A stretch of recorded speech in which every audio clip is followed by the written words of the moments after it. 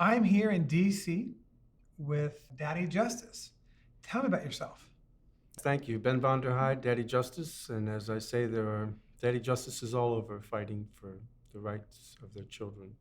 Well, for those who don't know, Daddy Justice has been fighting against court corruption for probably 15 to 20 years-ish. 16 years. 16 years. 16 years, really going after exposing corrupt judges, corrupt lawyers, and the corrupt system.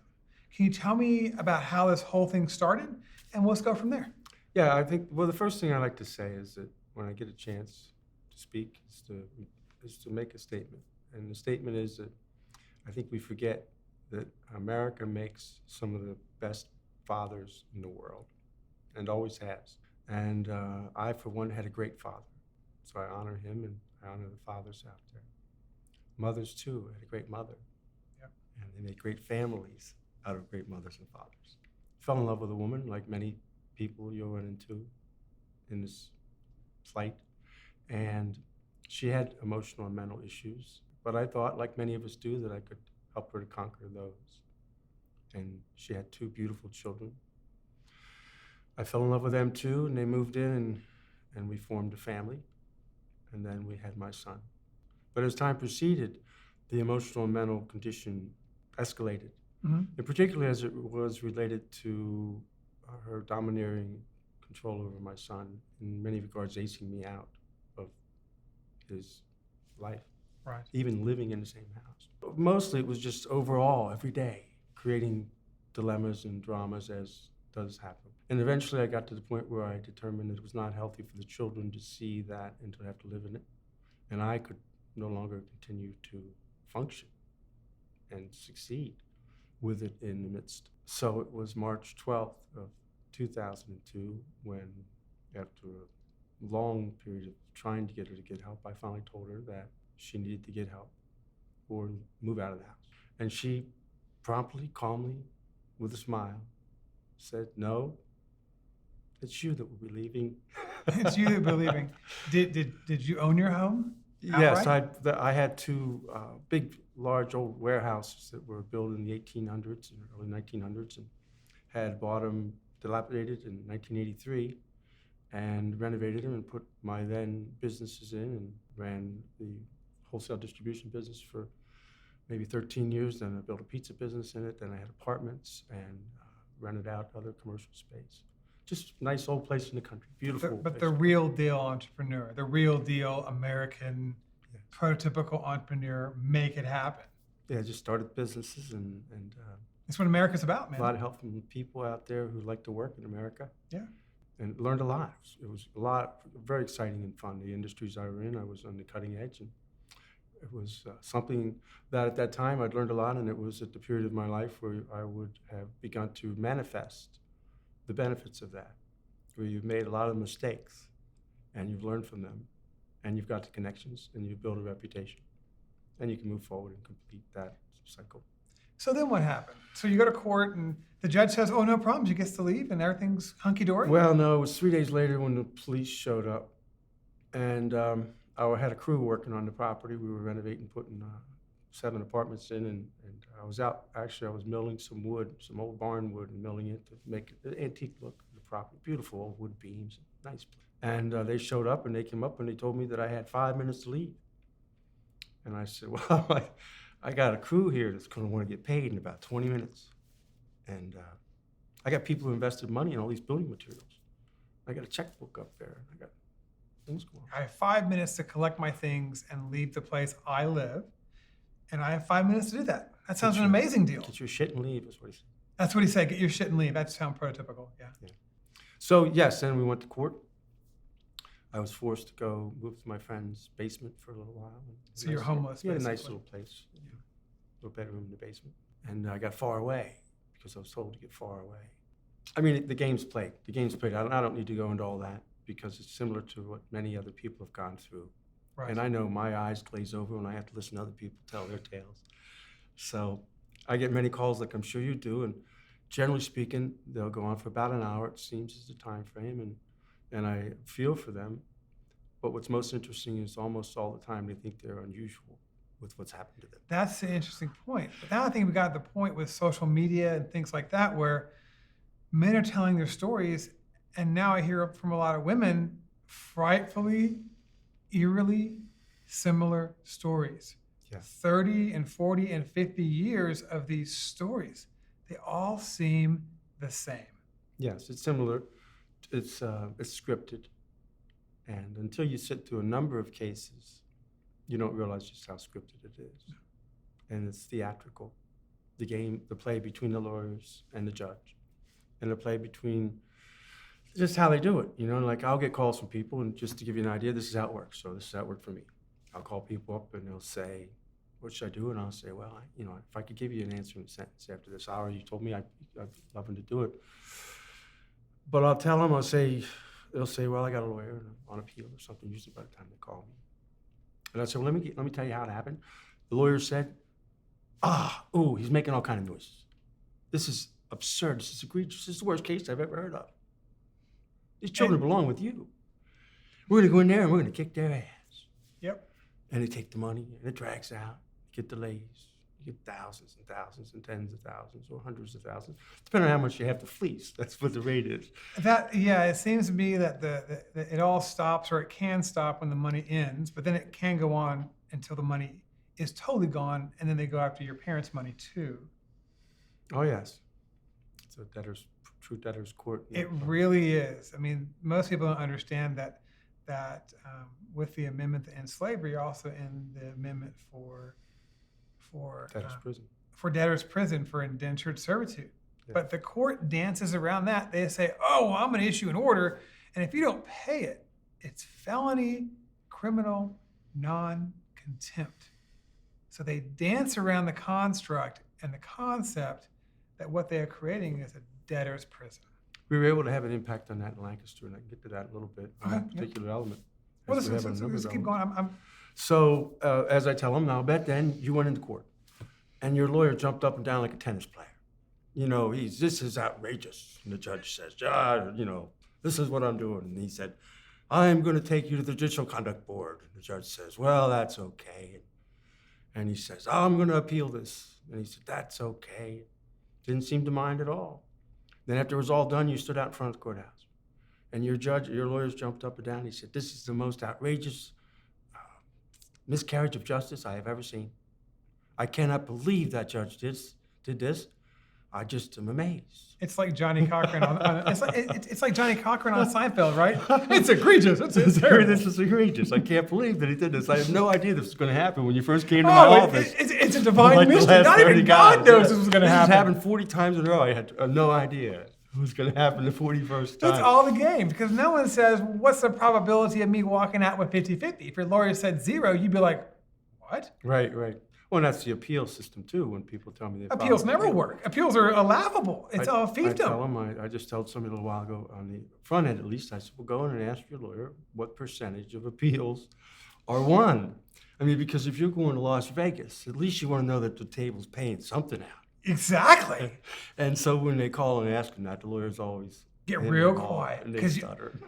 You're not going to give me $20,000 more to keep going. The answer's none. I entered into the system, and I've had more accusations filed against me than anyone that I'm sure you'll find, only because the other people go to jail before they get that many filed against them. And I've been able to evade the malicious prosecutions very well. I've been very fortunate, and a little bit maybe cagey and wily, street smart along the way. And I've learned a lot. But the reason why I'm here is what happened then is that I went through a period of time where I paid the money to lawyers. And I went in and I prepared all the evidence, and I took stacks, and I investigated and overturned. I was able to acquire pieces of information and would provide them to the court over and over and over again, and lost. Really? That's amazing. Of course you lost. And then we go in again and over and over again, and I lost. Yeah. So after about 18 months or 2 years of that, I realized, just a simple country boy, but it became very clear that there was no way, and I had a snowball's chance in Lancaster County Court, as I used to say, of ever getting to see my son and having success the way this was rolling. So I decided to fire the attorney and go pro se, and I started doing that. So Pro se basically means that you file yourself. About 70 to 80%, depending on your county, people represent themselves pro se. Judges hate pro se because they don't know the lingo, the laws, they don't know the wiggle and the waggle. And Well, judges, that's not actually why they don't like pro se. oh, okay. That's the answer that's the reason they say. The reason why they don't like pro ses primarily is they're not part of the system. Any attorney that's gotten out of law school with pie-eyed ideals, doing the righteous thing, is quickly reprimanded and brought into condition that if he doesn't do what the system is accustomed to doing, that he's not going to make a living, and he's bumped out doing some other work. The pro se litigant will say things, and I'll give you an example. I was working with this guy for 3.5 years, an Amishman, with 10th grade education, and he fired his second or third lawyer, who told him his case was impossible. There was no chance at all. We went into one lawyer because for him, I suggested he did, and he hired attorneys for the trials only. Very little action occurs at the trials. Most of it is in between trials. I realized that years into the mission. But when he went to the attorney, we were talking to him in his office, and at one point in time, my friend, the Amishman, said 2 or 3 times about his constitutional rights and his son's constitutional rights. Come on, this is family court. No such thing as a The constitutional lawyer, right. an ex-Marine, fought for the United States Constitution, said, quote, "Don't even mention the Constitution in court or you'll just piss the judge off." So thus, and why they do not like pro se litigants.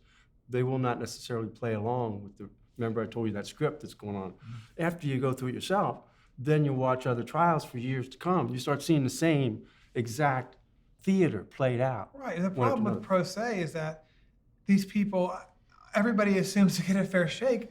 And the problem is that in courts of equity, in divorce courts, they're not equitable. They're not fair at all. It's all a sham. And so when a normal person walks in and goes, you know what, I'm going to get my Perry Mason moment, and the judge is going to see justice will be done. And of course the judge will give me half because that's the fair thing. And why on earth would the judge want to hurt my children? Yes. And then they learn the hard way. You have to divest yourself of that type of thinking if you're going to be successful at all. Yeah. Very unhealthy thinking. Yeah. But the judges, certainly, at least back when I first began, made it very clear that you could not represent yourself pro se and that you would fail. And they would continue to repeat that old saying that anyone who represents themselves has a fool for a client. And they would do things like, in between the break, the attorney for my son's mother would say, walk up, essentially just prance up to the bench and say, "How long have we been doing this, Judge?" "Oh, at least 37 years, the judge would say back to him. They'd look at me and you just like, oh man, I get it, It's a kangaroo court where the outcome the outcome's, everybody knows the outcome, and you're all just playing the game. So backing up to where I was, I went to the courts, and then I decided to go pro se, and I went in and began to battle pro se, and I just continued to get charged with criminal charges. And if you keep making these files, I'm going to hold you in contempt and give you a bunch of money fines, and you're going to go to jail. Stop filing in my court. That's right. Yeah. Well, they had an even funner thing when you filed in the family business court. If you didn't approve them, they disappeared. So I found out after about a year, I think, that they weren't on the record at the pathonetary's office because he hadn't ruled in my favor. So I took them down and put them in the file, stack up, so that there's a permanent record of them. And the next time I went in the family business court, he made mention of it. That's interesting. He said, "It doesn't matter what you filed on here. Nobody's ever going to read it." And I said, "In 20 years, they will." That's right. And they'll know everything that you did. That's the issue, is that... He used to threaten to muzzle me a lot. He'd always say, "I'm going to muzzle you." And then as soon as he was going to muzzle me, then I'd get like 1 or 2 more sentences. And he'd say to the sheriff deputy, you got one of them, what do you call it?" And I said, "It's a muzzle." The problem in family courts all across the country, and it's not just 1 or 2, it's almost all of them, is that they're secret, they're hidden courts. History has shown very clearly that secret and hidden courts with no records are a serious problem. When I was talking to several attorneys in Hawaii, my family's from Hawaii, one of the reasons why Hawaii has moved towards 50-50 is because all the proceedings are videotaped. Right. And the proceedings can be found. You can go pay $10, $20 to go grab the transcripts, and there you go. You can Yes. find Jones versus Jones in Kauai in 2006, and it's all there for you to see. Mhm. Because the very problem would be, why is this not equitable? Right. And the judge would be thrown out. Well, in secret courts, the judge is a fiefdom, and you can do whatever you want. And I'm doing this for 30 years, and I'm good to go. And if That's you don't right. like it, too bad. I used to tell people if they just could see the film of the judge sleeping one time in Or the trial. judge is drunk, or the That'd judge be who has great. ex-parte communication, Yes. ex-parte communication. And we were able to have an impact on the family courts too in Lancaster. I can tell you how that occurred Yeah. also. But anyways, back to the original line of thought. The reason why I think I'm here is that at some point in time, it was October the 5th, actually, in 2005, when I was arrested the last time before I got a camera. And I was arrested for kidnapping my son. I had this guy I knew who was a muckraker in Lancaster County and had brought down a senator. And he wasn't really convinced of the problems with the family courts. He was fighting some other injustices. And at the time I was also fighting her. She was connected to the largest fundamental church in Lancaster County. I had friends there too, nothing against the church, but she had their full support. And she was meeting for the custody exchange with the counselor from the church counselor. Who was Right. very heavily involved in my son's life at the time. Very heavily involved, more so than I was. Did the counselor or the pastors ever lie Oh for yeah, them? oh yeah. They did. Oh yeah. So the fundamentalist church lies and Well, does the whole game. When she went into court for custody battles, testified where she was eventually convicted of perjury, the counselor and the other counselor, and sometimes the third one were in the courtroom standing at her side, and the judge knew it. Yeah, they backed her up fully. They didn't care. That's amazing. Well, I think their perspective is they're trying to save the child for Jesus, and the best way to save the child for Jesus, and it was easy for them to paint me bad anyways, because as I said to a number of pastors I've run into over the years, I've asked them over the years, you've been across the country, some very prominent pastors. And this was a very large church, $50 million church. Sure. A big one. They paid the head pastor $160,000. He didn't like me. Yeah. Called me a scoundrel in the board meeting when the other guys were trying to stand up for me. I was done, you know. Somebody said, well, shouldn't we redeem him? And he said, he's irredeemable. You know, that was because I was... So isn't Jesus the great redeemer? Well, the key part was that they were in the courts, and so back to the original line of thought, I was going for the custody exchange, and I had broken down on the way home, and I had pretty good idea that I was going to get arrested, because that's every time they had a chance, they arrested me for anything.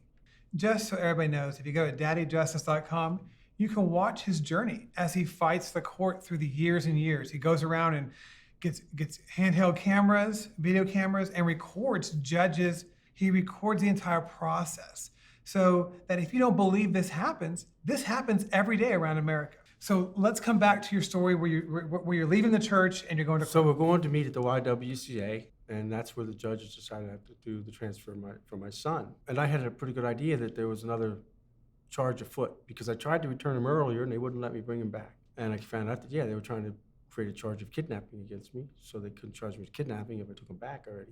I went and I called Ron Harper. Now, he had brought down a very powerful senator who was corrupt. He had put some people in prison who were stealing from the school system, and was the foremost muckrakers in Pennsylvania. I convinced him that there was going to be a problem. He was like, Ben, there's not going to be a problem. He was not sure. He thought maybe there's something wrong with him, making all this stuff up. He had graduated Lancaster Bible College, which is why it was pertinent that she was coming to the transfer with the counselor from Calvary Church, the largest, most powerful. And she's covering her base. She basically has a certified counselor that she has in her back pocket. Yes. So I said, now when I go in there, I think there's going to be a problem again, and they're going to accuse me of something. Would you do the transfer? He says, Ben, there's not going to be a problem. I said, well, just come on and do the transfer. Okay, he says, I'll show you how this is done. Yeah. So he comes, and I said, well, you probably want to take your camera in there with you. He says, I don't need a camera. Well, needless to say, he went in, said to her, hey, what year did you graduate Lancaster Bible College? To the counselor. Well, she took my son's hand, ripped him out of his hands, and stormed off to the bathroom with my son's mother. And he's like, Turns around and walks out. So we're talking out in the corner. A minute or two later, I hear the sirens. I'm like, I'm gonna take off now. So kind of rotten, I guess. But Yeah. he had to learn. So sure enough, they came and they were gonna arrest him. They charged him with some charge based on what they had accused him of doing. And they charged me with sending him in there to do whatever they accused him of doing. And he suddenly had an awakening. But at that point in time, when the police showed up, he pointed the camera at him. You see it on my videos. And he pointed the camera at himself because the police officer said, there's something wrong with you. Are you on medication or something? Always the false accusation, the most powerful weapon in America. Right.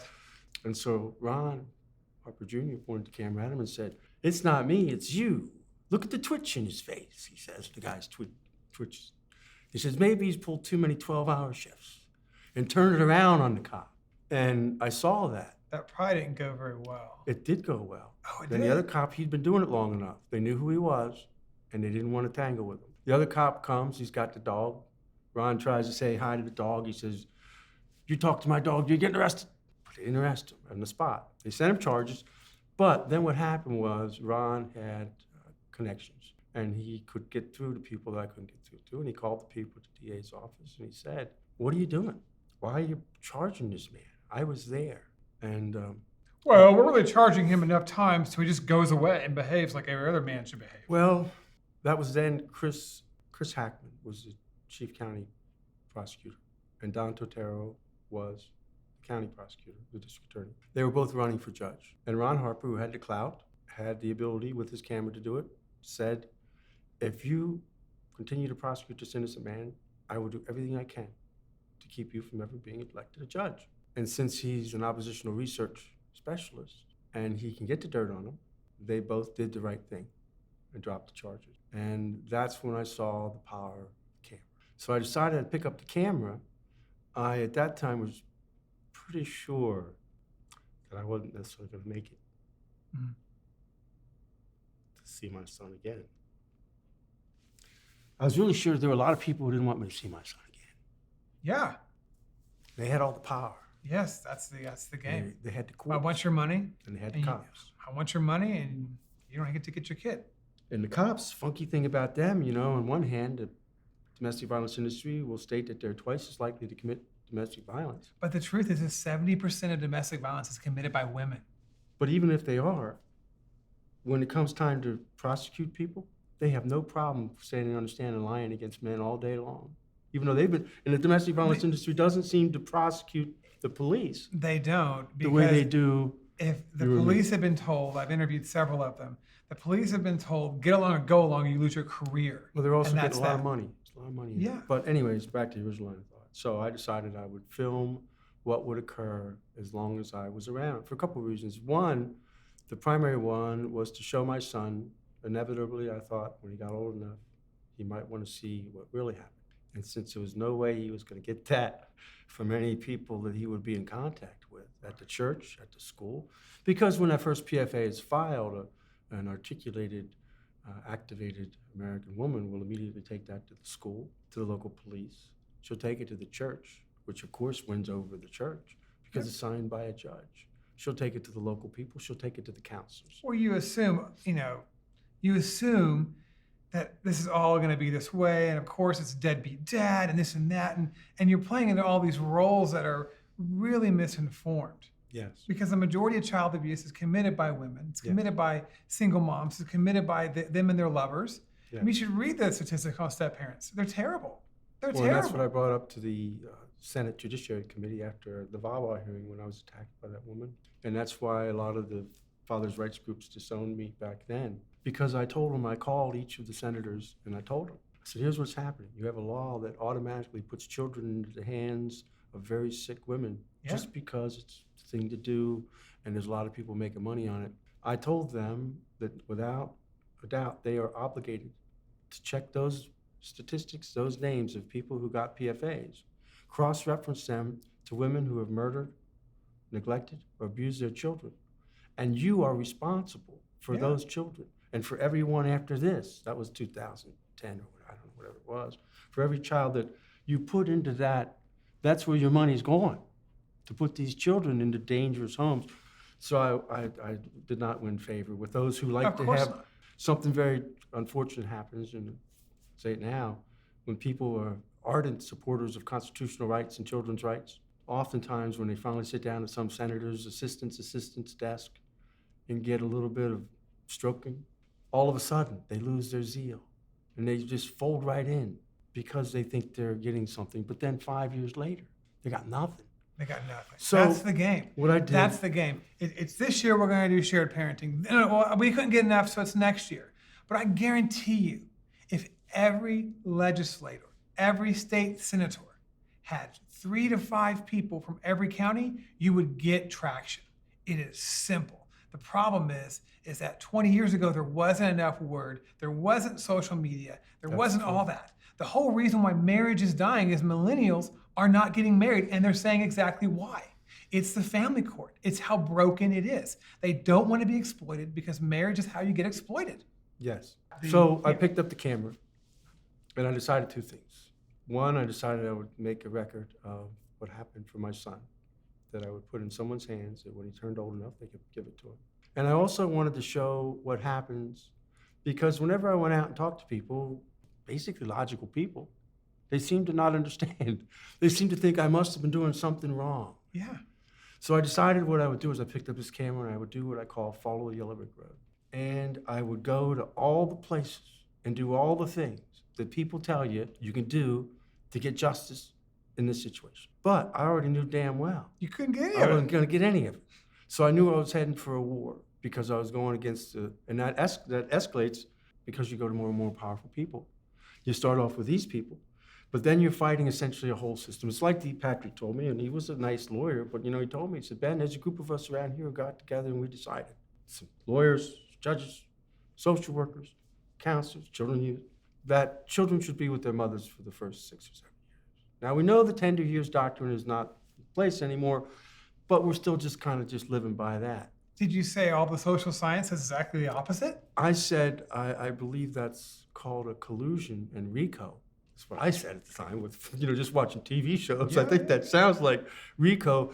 I said, are you telling me that a group of you got together and decided you would not follow the law and you would make up your own Judge Roy Bean rules for Lancaster County, but you don't tell people when they go in there, you take their money and fleece them and you put them all in the same spot. Or the other issue is that, well, you walk in to get your marriage license. Oh, by the way, before you sign this, did you know that you're never, ever going to get your children here as a man? And by the way, 90% of the time, she's going to initiate divorce. Yes, very profitable. Not all women do it. There are a lot of good women out there who would never do this to their man, but their father, their children, or their children.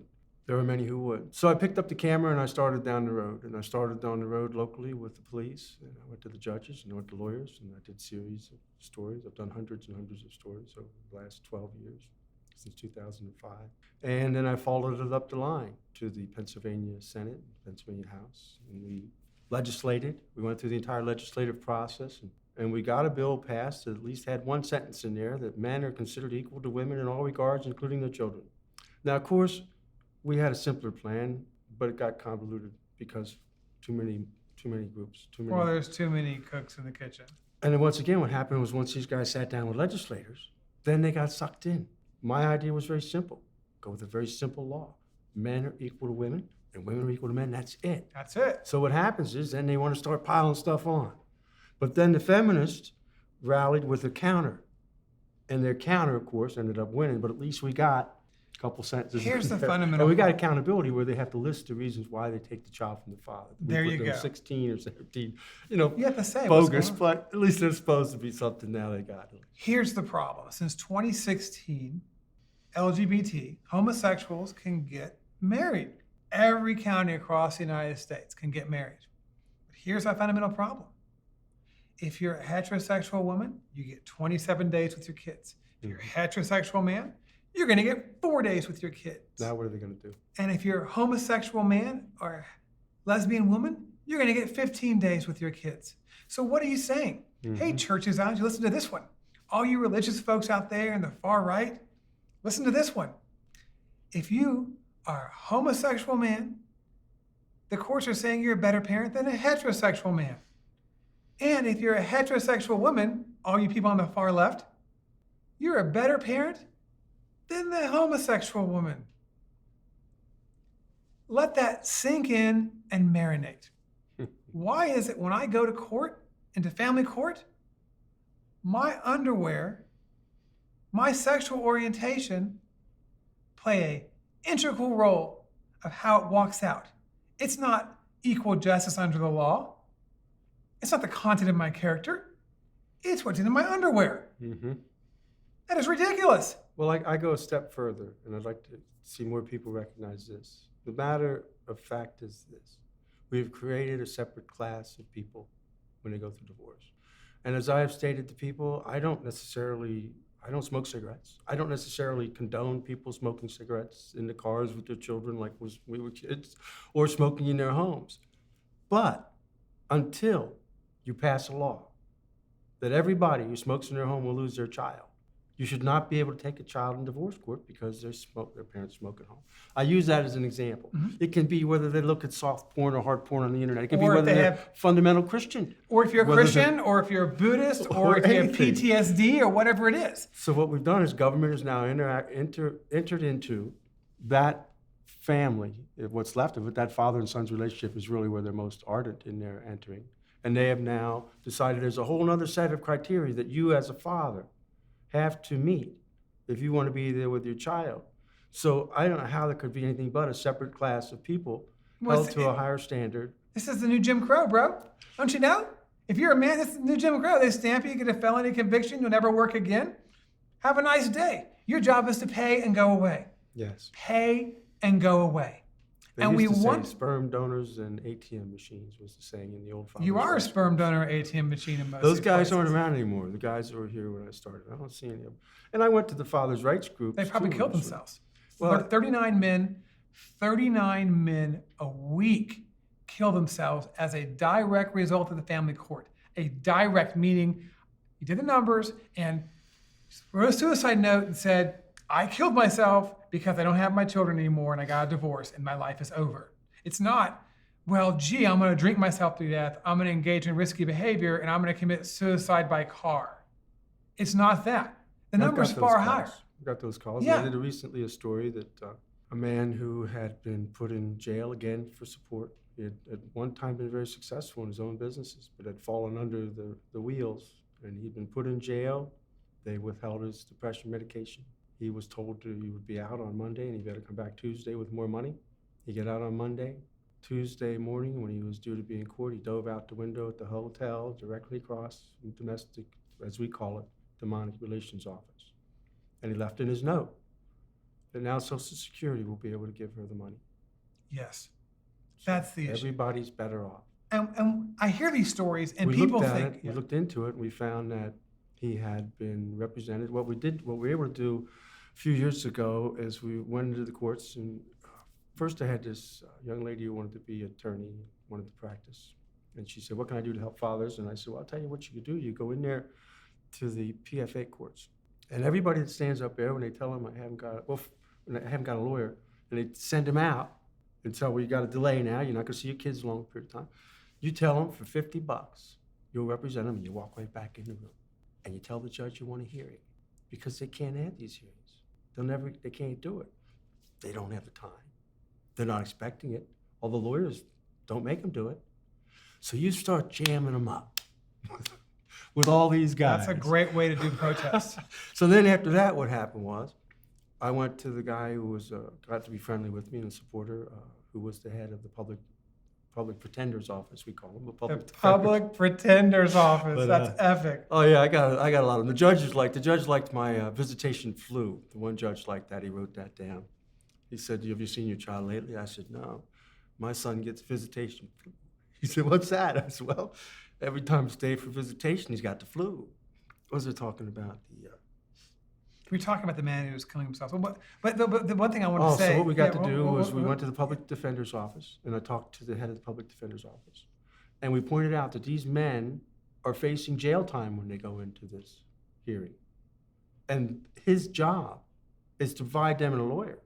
Because in America, if you're facing jail time, even in debtor's court, you have a right to a lawyer. Not in family So court. they started sending him over there. And ever since then, for the last number of years, there's an on-call public defender who will go in and stand up for the people who can't get an attorney and push it forward so at least they can get the settlement and see their children a little earlier. Let's go back in time just a little bit. One thing I found interesting is some men kill themselves on the courthouse steps, some men walk away, some men lose their lives and pay, but you didn't do any of that. You said, you know what? I am not going to go down with this. This is not kosher. I am going to put a record of all this. One of the reasons why my production company and my team, we call it Solzhenitsyn Production, is it has to do with the Gulag Archipelago and of a book called The Life of Ivan Denisovich. Yeah, the guy who was taken and the light stayed on 24, 48 hours in the cell with no electricity. I happen to know that. I've read that book. What's the chances of that, huh? Connection. I love this book. I've never ever heard anyone else who read it or spoke about it. Solzhenitsyn was amazing. One of the most amazing Christian authors of the 20th century. And why he was amazing was, A, he memorized everything while he was there because he couldn't write anything down. And he said, you know what? I'm in the Gulag. I'm in Stalinist Russia with secret courts and predetermined outcomes. Isn't that interesting? And I may not be able to change it today. I may never be able to change it, ever, in my lifetime. But maybe it's my duty as a human, as a citizen on earth, and as a Christian, to at least bear witness to the evil and injustice of this system. Yes, and exactly. I will not be quiet. Yes. The world will know what you have done. They may not listen today or tomorrow, but eventually they will. Because when we read Harper Lee's To Kill a Mockingbird, there isn't a person alive that doesn't get furious at what transpired in that book. Mm-hmm. And we all know that that happened in America. It was acceptable. It was totally fine. And if you said things like, oh, well, this is wrong, they do the exact same things they do to men today in family court. Yes. If you just get along and go along, I think things will be okay. Everybody knows that fathers aren't good. Fathers are the abusers, and fathers are the child molesters, and fathers do all these terrible things. You go back in time, in Harper Lee's time, and To Kill a Mockingbird, and say, well, we all know that black people commit crime, and they do all these terrible things, and God only knows. It's the exact same thing. You just take away black person and put man. Take away black person and put black man. That's what you get today in family court. Yes. We look back today in disgust of those courts, in disgust of those judges, in disgust of those lawyers that would defend people like that and perpetuate this injustice. Yes. Because it's not about the content of your character, it's about the color of your skin or what underwear you have or what you do what to whom and how in the bedroom.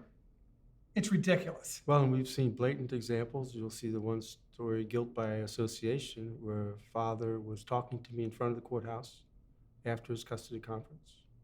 The lawyer saw him talking to me, went back up, talked to the custody conference officer, went talked to the judge.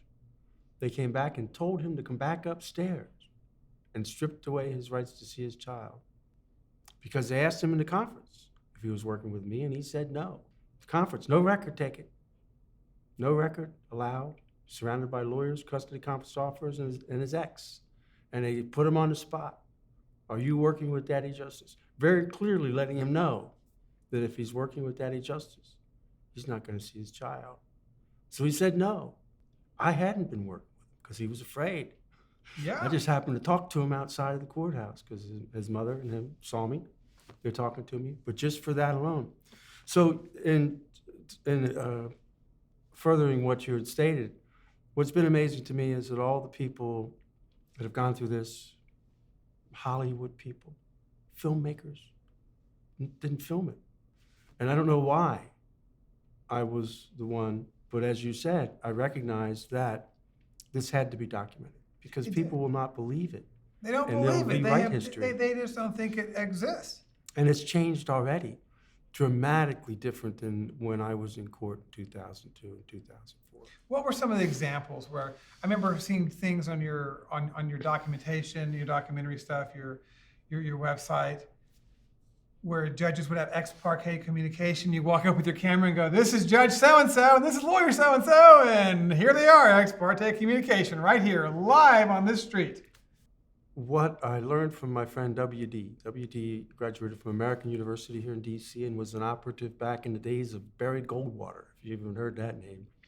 And he said, "Ben," he said, "if you run into people that are so powerful, so wealthy, so well-positioned that you cannot touch them, there's only one way to get at them." He said, "ridicule and embarrassment in their own circle of influence." He said, back in the day, whenever you'd see a senator or a congressman say, "I'm going to retire suddenly and go spend time with my family," he said that's when we had them. That's when you got them. And we'd call them up and we'd say, "Look, you're going to retire suddenly and spend time with your family, or else people are going to find out what you've really been doing behind the scenes." And they'll all take that option because they're egotoids for the most part. So as you said, years down the road, they're going to see the truth. But I wanted to take it to another level. And my other friend, my buddy, the private detective, who was the first guy who showed up with a camera, even before Ron Harper Jr., he showed up and pointed the camera at a cop and said, "Are you comfortable with these charges?" And that cop got real nervous and wasn't comfortable with the charges because they were bogus. Yeah. And I saw, again, the power of the camera. But my buddy Dave says, Archangel Investigations, he says, "Ben," he says, "you got to go personally. You can't go after the system." So I applied that principle that we would, what Dave Archangel said was, you've got to go after individuals, not the system. And as I came to state to tell people, I'll say, when the government tells you the line for the revolution begins over there, don't stand there. Find the weakest spot in their armor and start chinking there. So I picked up the camera and thinking I was already going to end up in jail and or dead for sure, because that's was everything was clear. That's where it was going. Nobody was afraid of me and backing down. I was just nobody. I started going after to capture not only what was happening in general, but to identify individuals and to make them permanent examples of the egregious behaviors, as we would call them, gender racists, gender bigots, who are doing the same things as historically have been done to groups who can be singled out and have no defense, representation. I started going after individuals, and that's what I've done over the years. Cops, if they lie on the stand, if they lie about their actions. Lawyers. When I first started going... So you call out cops. How would you call out a cop? You came up and lied on the stand and blah, blah, blah. What would you do? I would go and I would point the camera at him and confront him about it. Now, back then, this is a different world now. Back in 2005, every time I pointed a camera at a cop, you'd probably go to jail? They were absolutely guaranteed sure that I was not allowed to do that legally. They were guaranteed. Yeah, I remember that. They knew. They were sure in their minds that they're above the law. So I learned that one of the things I learned is, this is something I try to pass on to people who do call me. I don't get as many calls anymore, and I'm happy for that, really. It's brutal. But I tell people, you don't have to get arrested in a billy club. The trick is to know how far you can go up until the point. Now, I still get arrested. I get arrested over and over again. I just beat another set of charges. I was facing up to 8 years in jail. Yeah. What'd you do for lawyers? Like, here's my good example. I interviewed a man named Steve Erickson, who runs the Erickson Institute in Minnesota. And he says that for every 6 months, he gets upset and he goes down. He went down to Hennepin County and he looked up all the names of all the teenagers that killed themselves. Lo and behold, almost every single teenager in Hennepin County, which is, I think, St. Paul, could be wrong, but could be wrong because I get all these counties. I'm flying around the country all the time. Lo and behold, almost every single one of these teenagers that killed themselves, their parents were on an 80-20, and one of the parents had hired a blood sport lawyer, and a lawyer that went after him. And I was like, well, Steve, why don't you get out there and go sit and walk up to the person at the pancake house and go, Your opposing counsel's child just died and killed themselves. I hope you're proud. Exactly. I hope you're proud you got your BMW and your lake house. I hope you're proud. What would you do? The attorneys were an interesting thing. As I said with the police, they automatically believed that they could arrest you and billy club you if you didn't turn off the camera. So I fought that battle and was able to make them aware of the Constitution. With the lawyers, that was an interesting thing because when I started going to lawyers' offices and pointing my camera at them, I was told by all of them that was not, you can't do that. It was somehow as if I'd crossed a sacred line. And they You're stealing my children. You're stealing my children, and I'm crossing the line. Well, close to what I said, exactly. I said, listen, here's what I want you to tell all of your lawyer friends. If you are part of falsely accusing men of crimes they didn't commit, and you knowingly put them in prison and take their children away from them, you're game and you're on my list. And you're not immune. They somehow thought that they were able to do this and be immune. Yeah. And then with the judges is when I started telling them, and then I backed up with the other ones. I would run into them on the street, and I'd say, you think right now you're a hero. You go all the places they give you awards. They fawn at your feet. The churches all want you to join. But 40 years from now, when your grandchildren look you up online, they're going to see you were a tyrant, you were unreasonable, you were a bad man who ruined people, drove men to suicide, and ruined children's lives. And there's not a damn thing you can do about it. Now, early on, the judges would, one or twice, I guess, order me out to take things down off the internet. And I'd go to the last minute, and then I'd take them down. But you have free speech. But then, bro. You have free speech, right? I can put anything I want. No, That's not liable. You don't have any rights, and you don't have any free speech. It all depends on the interpretation of the law and who's got it in their hands. What you have is the ability to do as much as you can up until it gets to the point where you're about to get arrested or beat up or shot. Then you should be smart enough to back away and then try to come another day. And I see a lot of people fail this. Well, if enough people do They're gung-ho and they want to do the right thing, but they don't know when to stop. They don't know when to full stop. Or to stop and try a different tack. If they've got guns and they've got the judge and they've got the cops, you can't go head on with them. And as I tell people when I take on a case or if I take on an individual, I don't necessarily have to find something that he did in that case. With people like this, they're so powerful, they're so arrogant. It's not hard to find things that they're doing that are way out of line. So what we're looking at is more of a passive-aggressive type of Gandhi non-compliance. Well, I don't think anybody would accuse me of being Gandhi. I don't and know I to love tell Gandhi. you. I watched the movie. But in fact, most people hate my tactics because they say I'm too aggressive. But compared to what they're doing to us, this is your protest. One of the things they will do, and I'm sure you're front running this a lot, is right off the bat they'll try to get the word out that you're crazy. Yeah. And they'll try to get the word out that you're dangerous. So over the years, and numerous times I've heard it said that they say they're afraid of you. And I'll say, I'm 170 pounds. I'm 170 pounds. All I got is a video camera. I'm 58 years old. I haven't been in a fight, and I don't want to get in any fights. I've been attacked doing my work, so I've defended myself. As you'll see in the one case I beat where I was accused of a crime after I defended myself. But I'll tell them that what they're afraid of is my camera. It's not anything I'm doing, it's their actions. And they've been getting away with it for so long. They will love the dark and fear the light. They will love the dark and fear the light. It's working for them. And the greatest disinfectant is the light. Yes. So that's why they blocked all cell phones from Lancaster County Courthouse last year. They blocked my camera. They've put it out of there. They've shut me down. Whenever I show up lately, they arrest me. And do they make you turn off the cell phone or they block the signals? They've now taken the cell phones from people. They won't let you take them in the building. Some people call it the daddy justice rule. They started. Wow. It was right after I was investigating a series of stories at the district attorney's office.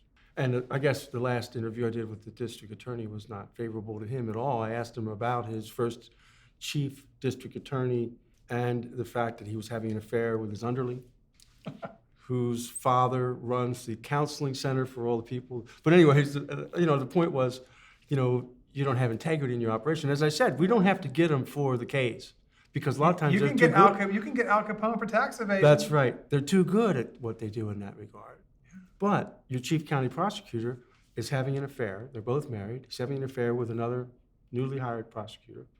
And that compromises your operation. He's like, no, it doesn't. And I said, well, how about the other week when it was Monday afternoon and you were gone? And so your chief guy was in charge here, but he and his lady friend went out to lunch and they got entangled and he didn't make it back. So now you have a district attorney's office with no one running it. Is that a matter that's of public interest? It was shortly after there they banned cameras from the courthouse. And I've asked him to allow me to come in for the press conferences, that was at a press conference, not on that subject, but and he's refused. He said, quote, I'm not allowing any bloggers into my press conference. And I said, do you understand that the Supreme Court of the United States, but again, back to the deal is, you can't go into these things think you're going to stand up for what's right and what's legal and get anywhere. Yeah. You've got to get what you can get on the ground. You push on the walls that move. Yeah. You take ground where you can, where the enemy gives an opportunity to take ground. But I want to say this too also, that when I started this, I went to the fathers' rights groups early on, just disillusioned. They don't work. They don't work. They weren't getting anywhere. No. So gay rights has done more for the fathers movement than the fathers have ever dreamed about. Why? Because everyone knows it's wrong to discriminate against the homosexual, but it's okay to discriminate against a man. Yes. I was at the HRC when they were shutting down the HRC, Human Relations Commission, and we got the Lancaster branch shut down because they were discriminating.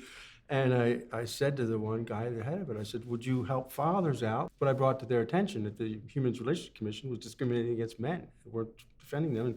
And so I asked the guy, and he said, well, on camera, he said, if you'll bring me a homosexual man who's having this happen to him, then we will be able to fight for him. And I said, are you telling me I have to sleep with another man before you're going to defend my son's rights? And fortunately, there was another old curmudgeon who was a troublemaker guy, and he came up and he said he'd help volunteer to help me do that. And I'm a gay man. I said, I'm a gay he man. wasn't, but he said, I'll help you out with that. And I said, no, I'm not looking. If that's what it takes to qualify, I'm going to keep fighting my way. But well, if I had to become gay to get my kid, I'll take one for the team. I don't care. I'm the biggest hetero you're ever going to meet. I've told people. I love my child. I love my children that much. I told people it would have been less painful and cheaper to have that sex change operation. Yeah, I bet it is.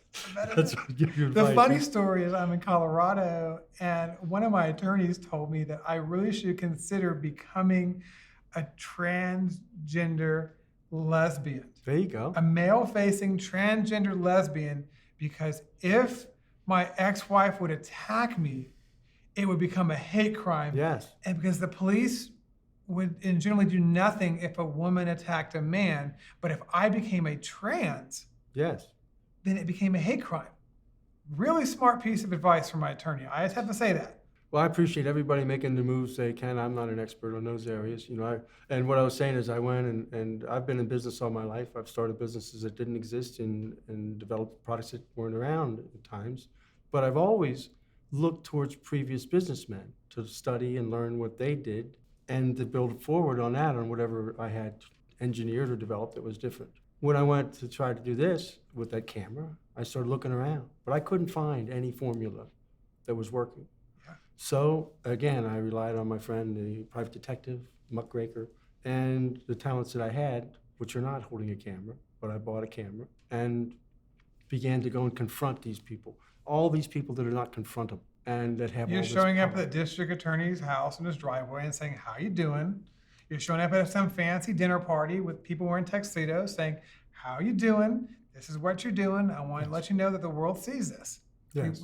I want to ask them a specific question, and I try to, sometimes I don't know what it is until I get there, but I generally have a real good idea when I'm going to somebody, because a lot of times when I wake up and I'm doing my morning things, I don't want to go to these things. There's nothing real pleasant about it. But there's a part of me that drives me to do it, and it's usually because of a case I'm working on or something this person's doing that's hurting someone, that's compelling me to get out there and take some action. So I'll go out, and then you'll hit them with that one question that lets them know that you're on to this. Most of the stories don't ever make the internet. I don't have the resources to put them on. Yeah. A lot of them do. For, again, they tend to be timed for a political purpose or to move a case along towards. To move a case along. Let me towards ask you this justice. question. or make a statement or whatever. And I just want to say this. I'm grateful to say that with the grace of God and with the program that we've developed, there has not been any case. Well, let me put it this way. Every case that I've gotten involved in has had measurable, dramatic victories, and every case I've gotten involved in was deemed an impossible case. An impossible case. Before I got into it. People that watch this. And again, that's not me. There's two things going on there. One is God has blessed me with the grace to just know when to hold them and when to fold them and when to pack it up and run. I think we all have purposes in life. We all have purposes in life. And sometimes our purpose is to be Joseph. Sometimes our purpose, when you read the conclusion of Genesis and all the injustice that Joseph went through, the conclusion of the book is this. Whether you're a Christian or not is irrelevant. Whether you're Jewish or not is irrelevant. Islamic or not is irrelevant. The conclusion of this book is simple. What his family did to him was meant for evil. Mm-hmm. But God had a purpose for Joseph's life, and that purpose was for good and the greater good. That is one of the most powerful books, the most powerful stories in the entire Old Testament. Yes. What they meant was for evil. What they do is for evil. And you have a choice in your life. Do you take it, or do you fight not just for your children, but for all the children in the future and the outcomes for them? How will the world look back on you? Will it smile? Will it smile? Or will it say, shame on you? Shame on you. My bet is the overwhelming majority of family court in the last 50 and 60 years will be shame on you. And the people that fight for children and fight for life outcomes, those are the blessed ones. Those are the ones that make the difference in the future. I have a friend of mine who's a very powerful living example of a Christian man, and he says he's followed my work for years, and he says, Ben, every time there's a proverb that covers every one of your stories. They dig a ditch for you, and they fall in it themselves. Or they set a trap for you, and they fall in it themselves. So what is the second reason you've been successful? Our forefathers, they put into place a special weapon that we have not employed well yet, but that I have tried to perfect. The First Amendment of the United States Constitution and the First Amendment of every state constitution. The only thing that the police officers, the lawyers, and the judges swear to uphold when they take their oath of office. So again, it has to be applied in a mechanism that is effective, but doesn't get you put in prison or killed, and that's the fine line. Our forefathers put into place these things for a specific reason. They said when the government is so corrupt that normal mechanisms will not solve the problem. You, each citizen, have a right to expose their doings to the broadest audience. You can stand on the tree stump in the park or in the town square and expose what they're doing. And in so doing, you will bring change. So I've learned to apply the First Amendment in a very aggressive manner for my area, in a manner that, again, has caused a lot of there's one, I think I told you, there was one congressman who, after getting elected, he called up a friend of mine and he said, hey, Daddy Justice is doing a story on me. You and I have been friends for a long time. You're friends of his. Would you call him off? And my friend called me up and he told me this. I said, what'd you tell him? He said, Ben, that was easy. I told him, nobody tells Ben what to do. And I said, now, didn't that make you feel free? Because you couldn't be held accountable for telling me what to do.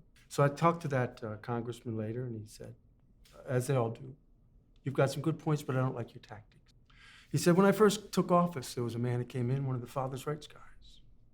We sat down, we talked for an hour, had a good conversation. He said, now, what was his name? I said, exactly. You don't even remember the man's name. You won't forget that I might be there with a camera and expose what you do to hurt men. You'll never forget me. You'll never forget that name. And another. You'll forget the guy who immolates himself on the courthouse lawn. Yes. But you won't forget the person that wants to. Because the objective is to be effective in the military campaign. Covert operations, you've got covert operations, then overt operations, then psych ops. The psych ops being the most effective with people that are this egotistical and powerful and positioned. Then there was another congressman who got elected. He called me up. We were talking, and he said, Ben, he said, you could learn something from this senior legislator who I met. And I said, I've been thrown out of their offices. I've learned.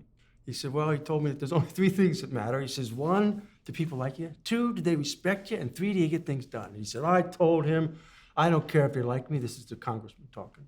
I don't care if they like me. I don't care if they respect me and I get things done. And I said, I gave up the first 2 of those a long time ago. All I care about is do I get things done? And we have been extremely effective. The family courts, domestic demonic relations courts, the number of men going to prison in our town is diminished. That's for domestic violence. No, demonic relations is domestic relations. That's to support. Oh, support. Yeah, we call them demonic relations. I mean, like we did a look at our demonic relations office in Lancaster. 92% of the people who worked in that domestic relations office were female. Right. 6% of the men, 6 of the 8 men were not heterosexual. Right. So there were 2% heterosexual men working in that office. Mm-hmm. Not a good place to go if you're a man. So we've had impact on that. We had some impact on the legislation. I made the Harrisburg. We got a proclamation passed. Had some impact on a piece of legislation, which was, I think, far before others. But I dropped out of that because it's not effective. At the end, if you go to legislative road, which I did with the Follow the Yellow Brick Road, I got to the end and you get to the congressmen and the senators and you ask them, where did you get the information to vote for this bill? Back years ago when you voted for this. Well, we had a committee. So then I said, who's on the committee? And at first they told me I couldn't know that. Correct. So I had to get one of the senators to contact them and say, look. So one of the big scams. That's where we came. We'll pay no attention to the man behind the curtain because all these people on the committee. It's the Wizard of Oz. There's a man behind the curtain. They didn't exist. But when I tracked them down and looked at each one of these lawyers and other people that had done this, they all used it on their websites. Yes. Sat on committee for child. For this and that. The issue is that it's all very incestuous. But when I want to know who they are, I'm not allowed to know. They're not allowed to know. So for those that don't know, for child support committees, where they set the child support number for your state, in a lot of states they'll have a certain number, maybe 10 or 12, and they'll allow 2 people as token representatives, and the rest are either from the child support agency itself or from lawyers and judges that have interest in that to perpetuate that system. Yes. So if you're one of the 1 or 2 token people, you can say whatever you want, but you never get anything passed. So I finally, I tracked them down and I found out who the chair of the Children's Advisory Committee that gives the recommendations to the senators and congressmen because they don't have time to look at the bill. I called her up. She's a lawyer. And I said, listen, I just have a question for you. I said, on these things, when you have committees, usually you have people on both sides of the matter. She said, yes, we did. I said, well, did you have any father's rights guys there? Well, no, I said, who represented the father's side? She said, well, I did. And You others did? I said, well, did you That's have right. any father's rights advocates there? She said, no, those guys just don't know what they're doing, she said. So essentially, she dismissed them. They weren't even going to be there. There was no committee that met that had any arbitration. They had all decided already that they were going to further the agenda for, if it's the feminist agenda, I don't know what it is for sure. That's not my place to put it. It's like It's having the anti-male agenda, we could say. It's like having the Jim Crow agenda. And we're not going to bring any black people in this committee because God knows, they're not going to vote Don't for. put them on there. Why would you have a black person on this committee? They belong on the other side of the track. So all the senators and congressmen do the wash their hands, they do the Pontius Pilate, and then the Well, committee doesn't exist really. It's all a little handshake. So It's then- all a little handshake where everybody gets money, and they don't want to upset the apple cart because there's all good money here. The fields are nice, and we're not going to upset anything because we have lots of federal money Yes. to make this thing happen. Well, and as for example, the VAWA and the Department of Justice, which I've had run-ins not only figuratively, It's but fascinating. physically. About the DOJ, the DOJ does not publish how many men go to county and prison off of failure to pay child support. But you know what the number is? 680,000 a year. We have between 1.5 to 2 million people that go to prison, and guess how many are felony non-contempt to failure to pay child support? 680,000. Yes. That's at $75,000 a piece we put him in jail for. Why? Because they're backed by $3,000 in child support? Really? And you give him an 80-20? You give mom 27 days and he gets 4? Really? And you give him an order that's 2 to 4 times too high in general? And then you make him pay 80% of that?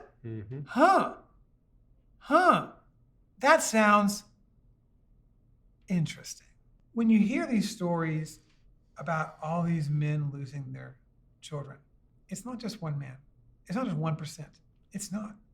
I've got a lot of calls across the country. They're countless. There must be more places for them to go since Facebook and stuff the last few years, because I don't get as many, but yes, countless. People think, oh, it's not a big deal, it's nothing. Trust me, Steve Jobs has one of my favorite quotes in life. Your children are all your hopes and dreams. The reason why 39 men a week kill themselves as a result of the family court is because when you take away their children, you take away all their hopes and dreams. One of the things that I had to do when I decided to become a warrior for this is I recognized that what the system does, and it's not unusual, it's normal torture, is they slowly take away things from you, such as time with your child. And then if you struggle with that, they'll take more away. But they take it incrementally so that it's a painful process. Well, you keep coming back, you pay more, you keep coming back to the casino. Your money, they'll take your freedom, and they'll take your life. So if you want to be an effective warrior, you've got to recognize, as I did, acknowledge that I was going to lose all my assets, lose my reputation and standing in the community, not have a future, retirements or bank accounts at this point. But as you said, sometime down the road, people are going to want to know what was really happening to these men now. And they'll rewrite history. They're already rewriting history. That's what they're doing in Lancaster, which is a great impact. What they call the family business courts with no record taken. We've had a dramatic impact on that. We identified it, we produced it, and put it out. So what happened? I mean, are there still secret courts in Lancaster County? Or can I go on the website and go, I'm looking for all the I'm looking for Judge Jones here, and I want to see all the results of his cases. Can I go look at this case here 6 months ago? Well, for those who don't know, a lot of what's done in family law is done in what's called family business court. So you enter the system and then you're waiting for a trial, and then in between trials, if anything occurs, you go for these emergency hearings at family business court. In Lancaster, Pennsylvania, it's one of the few counties where they're not recorded. I've tried to get them recorded, they won't allow it in. The only times they brought 1 or 2 in is when they were trying to put me in jail for something I said. They'd bring somebody in, sit them down, try to get me, and then if they didn't get me, they'd leave again. So what we did was we started to promote what it was, liar's court. Because what you would have is the 2 lawyers come in and they'd stand up. There are no witnesses. No evidence is allowed to be given. The parties are sitting in the back of the room. And the lawyers give their rendition of some event. Johnny showed up for exchange, Isn't and that Daddy hearsay? yelled, exactly. Isn't that hearsay? Daddy Excuse yelled me? this, and Daddy yelled that, and Daddy did this. And then the judge would give a sweeping, life-changing order for everybody right there. So it really mattered which lawyer you had, which was we called it liar's court. Who's the better liar? We pointed that out, and then what happened is this is how they do it. They just stopped making decisions at those. So we'd go in, we'd sit there. Problem solved. Problem solved. They'd say, you need to have a hearing. So what happened was then that dries up. So the lawyers stopped, a couple 5 years ago, if you went into that court, they'd be lined up. There'd be a dozen lawyers ready to present that day and try to get ahead. But when we finally put the judges on task and said, look, this is ridiculous. You're going to be held accountable in federal court for this. Then they don't admit there's anything wrong. They'll take full credit for recognizing there was an error themselves. They'll say, we recognized an error and we corrected it. But we don't care. The point is that that's not happening. In the PFA courts, Lancaster County, in the newspaper a year or 2 ago, they published on the front page that since 2006, PFAs in Lancaster County are going down every year consistently. I don't think that happened in any other county, and they don't have any reason that they would publish as to why it happened. In 2006 is when we picked up a camera and started pointing them at PFAs. Yeah. Because then they started wondering, and this is what we're trying to do with a national TV show, with the documentary. We want, because I found it doesn't matter what the law says, there's no accountability. The only thing that's going to hold them accountable is that First Amendment applied across the United States. You pass any laws you want, presumption of anything, who cares? There's a judge going to do whatever he wants, and there's a higher court's going to uphold him.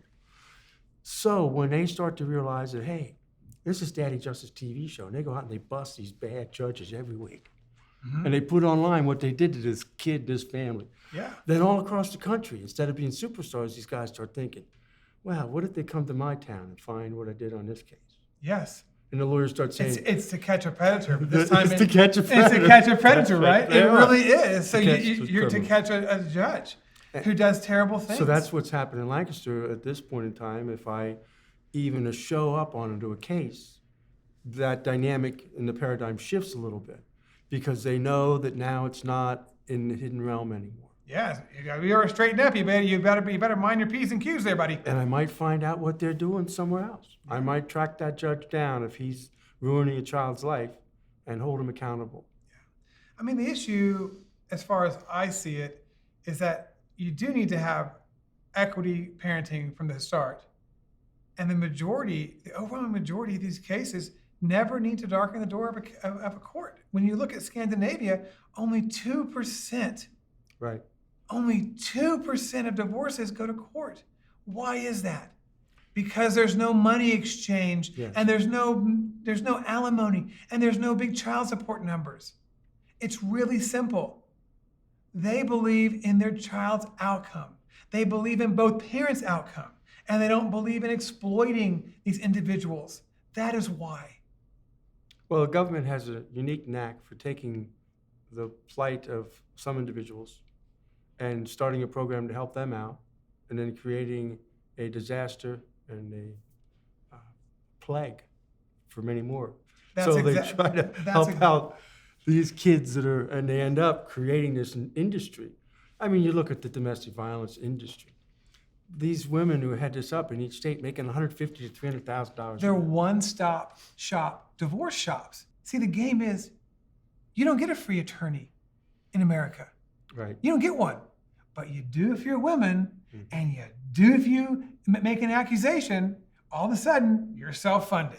You want to look into something. At the last VAWA hearing, this is just how bad it is. The last VAWA hearing, they brought to testify. Oh, so VAWA is Violence Against Women Violence Act? Against Women's Act. And that so, money then, and so the problem with VAWA is that it violates the Equal Protection Clause of the 14th Amendment. So the issue would be, why is there no Violence Against Men Act, Violence Against No. Transgender Act? Or tell me what you think. not at all. Okay. I would say that it might have started out as a good initiative, but the issue is if you're going to have a Violence Against Anybody Act, it should clearly be Violence Against Children's Act.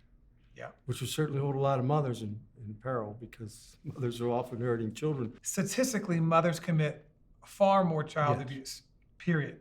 That's a flat-out statistic according to CDC. It's undisputable. So VAWA is a law passed, and it's Joe Biden's baby.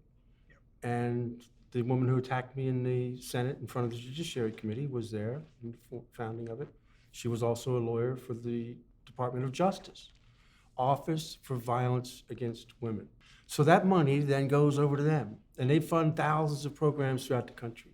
The problem is that they have funded the false accusation. For example, the mother of my son. She would have never been able to do any of these things on her own because she's not capable of them. There's documentation. She was certified to have these mental and emotional conditions. I thought that would make a difference. I thought they wouldn't want to help her to do further that mental illness upon her family or children. Because it brings dishonor to the entire system, right? But the bottom line is that they profited by every time she made a false accusation because the Domestic Violence Legal Clinic is funded not only by government, but it's what they call a private nonprofit corporation. So there's no accountability, no right to know what to do with the money. They're the ones who every October, every poor schmuck in America, even these working blue-collar guys, when they put that purple bucket out with the ribbon, throw money in to stop domestic violence. We've been sold that. You That's throw not- money to stop domestic That's violence, not where the money's and going. women commit 70% of it. Well, that's not And where the money's going. there's only one domestic violence shelter for men in the United States, and there's 2,000 for women, So the guys throw their money in, thinking they're helping these abused women. and they're helping take Actually, when children they go, away from fathers. when they themselves end up going through a divorce, that money is used to take their children away from them through false accusations. I can assure you, and if you look at the what we call the Adachi Experiment in San Francisco, What's the Adachi experiment? Jeff Adachi, I believe his first name's Jeff, was a public defender in San Francisco. Very liberal area. He got so tired of his public defenders not getting fair deals for defendants in domestic violence issues that he told them, let's take every dang one of these to trial. So he did. They took every one to trial. 70% acquittal. Normally you get 7 to 10% acquittals for trials. 70%, it was 80 by the time the people dropped out and didn't go to trial. So 80% of those charges would have never held trial and been found guilty. So what you funded is a false accusation machine that's fueled and Every accusation gets more federal money. More money. The more federal money you get every year, And the more you get the next year. and that private money. Because as I went to NBC a while ago, my friend up in New York got us a meeting with Ben Ringe, who was the senior vice president of new programming development reality TV series. So Ben was a really neat guy, had a great interest in what I was doing, thought it would be a great series. But it didn't get past the PC people, if you want to call them, and the lawyers. And I said, well, Ben, I know what the problem is. If you walk down the halls of NBC, executive suites, or CBS, ABC, HBO, corporations, anywhere, any big thing, you're going to find pictures of these guys with big stars at galas for domestic violence. Yep. And they've all made a career out of fighting for domestic violence. And I'll get back to that priest thing I said before. If you walk down the hallways and you find how many of those people have ever stood up for fathers' rights, you're going to find no pictures. There's no pictures. Because men are disposable. Men are Not disposable. popular. Your boys, Not politically correct. your boys are disposable. And men doing that and not standing up for their children promotes male disposability. Because we have eliminated the glass ceiling, but the glass cellar for men is alive and well. It's like I was talking before about when I run into men of religion, men who are devout and have given their life to religion, priests, rabbis, ministers. I'll say to them, I'll bet you've run into many programs for women who are abused at churches all over the place. Oh, yes. And they'll start talking proud about how they have these programs. And I'll say, in your travels across the United States, how many ministries have you run across for the falsely accused man? Joseph, falsely accused by a woman, imprisoned. Christian churches, you would think, would be a good place to solicit that interest. But The funny thing about churches is that they can't figure out why they're shrinking and why millennials aren't going. I'll tell you, here's a news flash. They've gotten wise to it because you have all these women, 90% of college-educated women initiate divorce.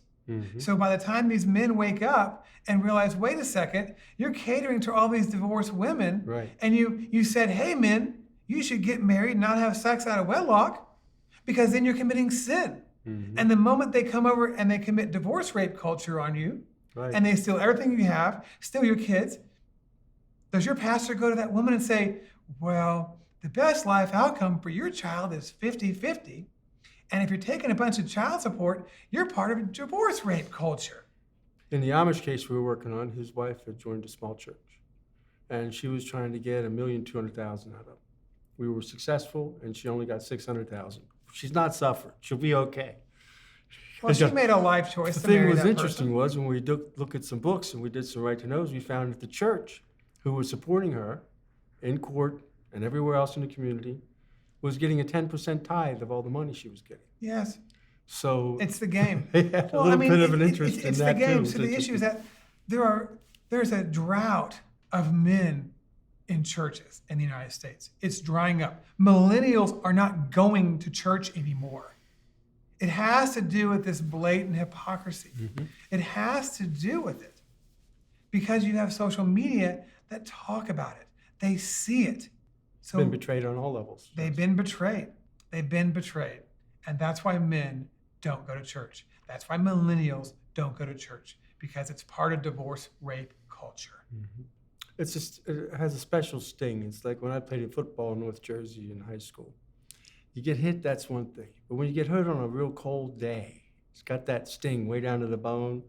That's what it's like when the people from the church are in the back of the courtroom helping the false accuser, and the police are in the front of the courtroom helping the perjurer, and the judge is up top there helping the woman and you're just nothing but You're nothing. nothing but a disposable You're man. invisible, impossible.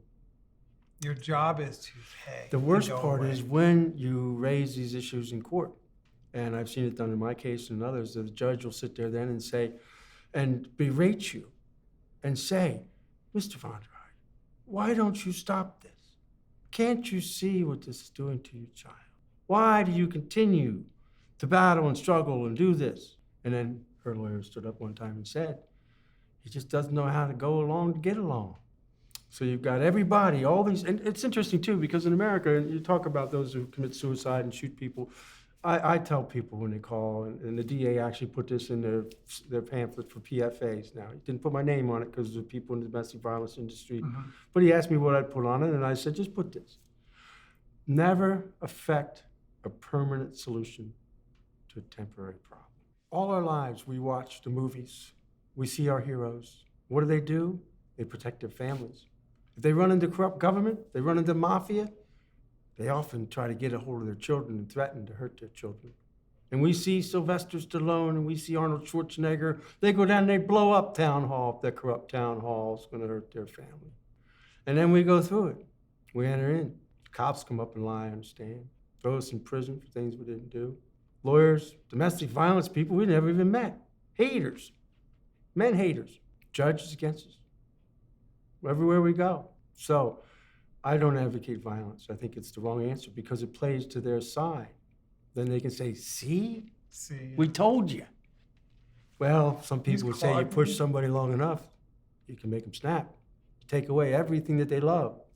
The sense that they lived in a free country, gone.